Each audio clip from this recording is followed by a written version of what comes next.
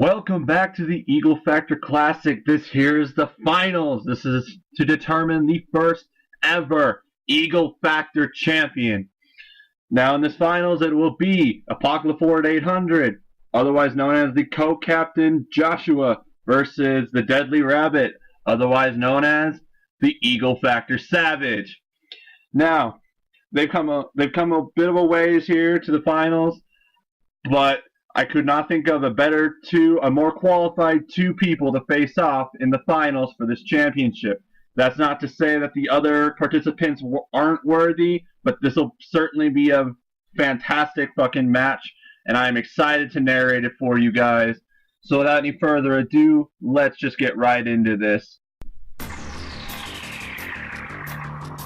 So it looks like Apoqliphort800 wins the rock, paper, scissors. So I can only assume that he's going to want to start things off. And I am very correct. He's going to start off with that magical meltdown, searching out the Alistair, the Invoker.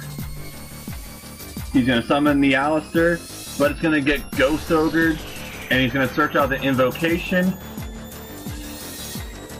He's going to set one card face down. He's going to activate the Invocation, but the DD Crow will be chained. Therefore, Invocation will not resolve. But it's all good because he's just going to shuffle it back to add Alistair back to hand. Unfortunately, he could not start off with the Macabre like he wanted, but it's okay. He made him waste 2 hand traps for virtually nothing, really. He's going to summon the Last Resort, thus showing that he did enter Brick City, which is very hard to do. He's going to activate that Scapegoat during the end phase to get those 4 tokens. Pretty good in my estimation. And now he's going to draw. He's going to activate Max D during the standby phase. He's going to search out another magical meltdown. He's going to summon the Alistair. Will he take the Max D challenge? Only one way to find out. He's going to activate Spellbook of Secrets to search out, I can only assume, the Spellbook of Knowledge. Yup. So now he's going to activate the said Spellbook of Knowledge. Oh no, he's going to activate a second magical meltdown to search out another Alistair to get it out of his deck before drawing. Now he's going to draw 2 cards.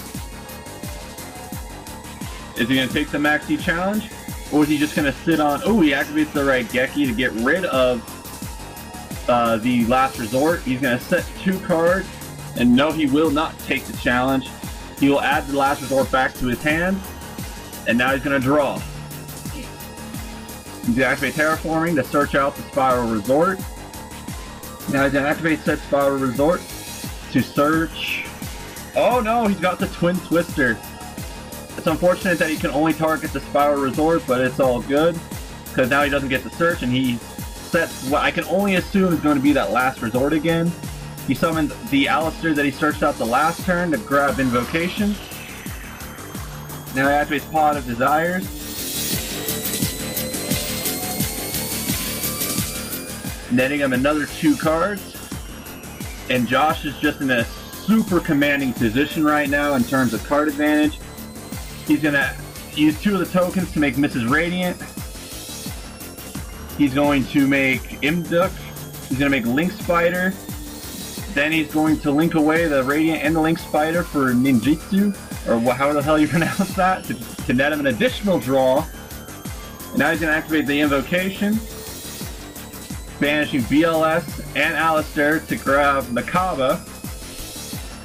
He's going to activate a second Invocation to banish another Alistair and the Ghost Ogre to get another Macabre. And guys, I think it is safe to assume that Josh is going to dominate this game 1 right here. He's going to swing on that Last Resort, and he's going to swing for 25, swing for 25, and on the last attack, he's going to drop that Alistair for game. So that is game 1, you guys. That goes to Apoqliphort800 and his Invoked deck.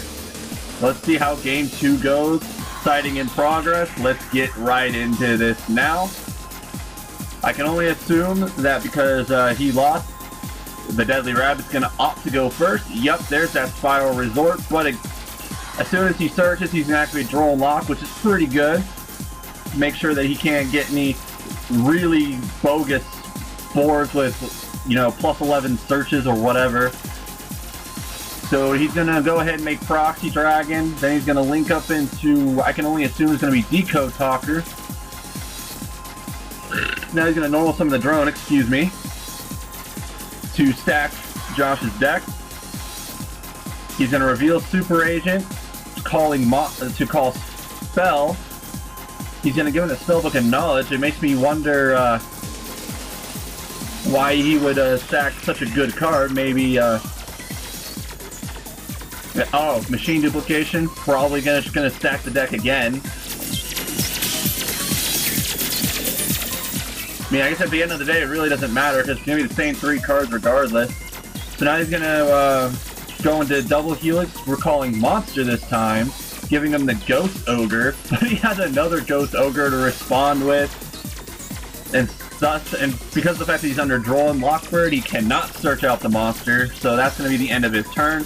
We all know he's top decking another Ghost Ogre, and he drops that Gofu, netting him 2 tokens.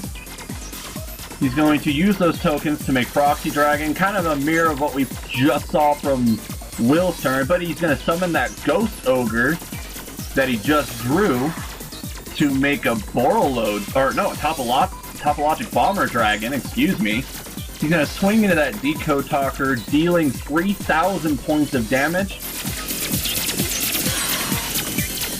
Is the Topologic Dragon going to be enough to keep him in the game long enough to go into his next turn, I wonder? He's gonna probably activate the Spiral Resort to search. Yup. He's gonna search. Ooh, that's not good. Searching out the Spiral Sleeper. He summons the Quik-Fix to net him a search. He does not have Droll and Lockbird this time. So now he's gonna link away into another double Helix. He's gonna activate the big red, targeting the Quik-Fix. The Quik-Fix is going to allow him to search Last Resort. He's going to banish 3 spirals to special summon Sleeper. He's going to equip the Last Resort, and he's going to pop the Topologic Bomber Dragon, and now he's wide open. He's going to exceed into the Sylvan Sylvan something or other. I can't remember the name off the top of my head. I just woke up, guys, so forgive me. He's going to enter battle phase 19, 28, and 18. Leaving him with 1,500 life points. He's going to pay the maintenance cost for Resort, putting back the Proxy Dragon. And he's going to reveal that he has 3 Spellbook of Knowledge in his hand, and he can't do anything, so on to game 3, guys. Looks like DeadlyRabbit did not want to do any additional siding. He feels pretty confident in his build going first or second, which we can only assume that Josh is going to want to start things off. He's going to lead off with the Spellbook of Secrets, searching out the Spellbook Magician of Prophecy. He's going to normal summon, searching out another Spellbook of Secrets. Ah, he's playing around Ghosts. He was, so he's going to activate the Spellbook of Secrets and then give him 2 additional draws. He's going to, holy crap, he's going to set a crap ton. Did he enter Brick City again? Set 5 and passed, he says. I think Josh might have just entered Brick City, bitch, and that's really unfortunate. That is not a place you want to go when you're playing against Spiral, especially at full power. So now he's going to summon that Quik-Fix, searching him in the big red. Oh, and he's going to activate Machine Dupe. I don't think Josh is going to be able to deal with this. So now he's going to get 2 additional searches. He's going to search out that Utility Wire and that Last Resort. The DeadlyRabbit is just in a really commanding position right now. He's going to link into Double Helix. He's going to use Last Resort to target, I can only assume, the Double Helix. He's going to search out a Drone. He's going to use Big Red to summon the drone, thus stacking his deck. That way he can be guaranteed to have double Helix's effect resolve. And he stacks him to max C, which does him no good on his following turn. Oh man, I think, guys, we have our champion. I don't want to speak too soon, but it's not looking too promising. He goes into Decode Talker next. He's going to resolve the Master Plan, searching out Spiral Sleeper and Spiral Resort. He's going to activate Spiral Resort to get him another search, Spiral Super Agent. And since he knows what the top part of his deck is, he knows what to call. He's going to mill the Super Agent in his graveyard. He's going to call Monster again because he knows the Max C's on top. Time was called around this point, but I really don't even think it matters at this point. We're in turn 0. He activates the Super Agent's effect to pop that set Spellbook of Knowledge. And he's going to search out another drone with the Quik-Fix. And at this point, guys, oh, he's going to link again to make Firewall Dragon. He's going to banish 3 Spiral cards to summon that Spiral Sleeper. He's going to activate the trap to special summon Last Resort and equip it. And now he's going to go ahead and make the Lyrilusc thing, you know what I'm talking about. Search out the DD Crow.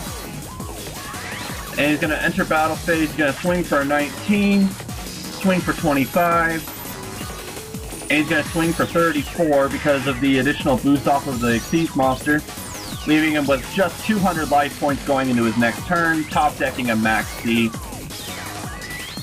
And he's going to activate the Sleeper's effect to pop Spellbook of Secrets and Dark Hole, which would have been super handy going into the next turn if he would have been able to activate it.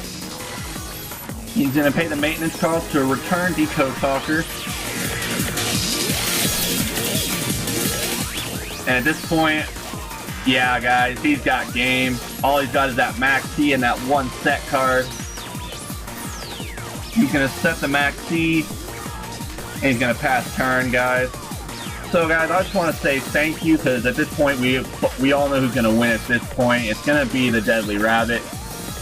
So I want to thank you guys so much for supporting our channel. I want to thank you guys so much for watching this tournament. We had a lot of fun doing it. I had a lot of fun narrating it. A lot of good matches. Also, guys, just so you guys know, we are going to be hosting another EagleFaqtor Classic. We're going to start recording those starting November 25th. So of course it'll be after the ban list. So Spiral will not be at full power. Will Spiral be able to take it the next time around? Will Savage defend his championship successfully? We'll find out.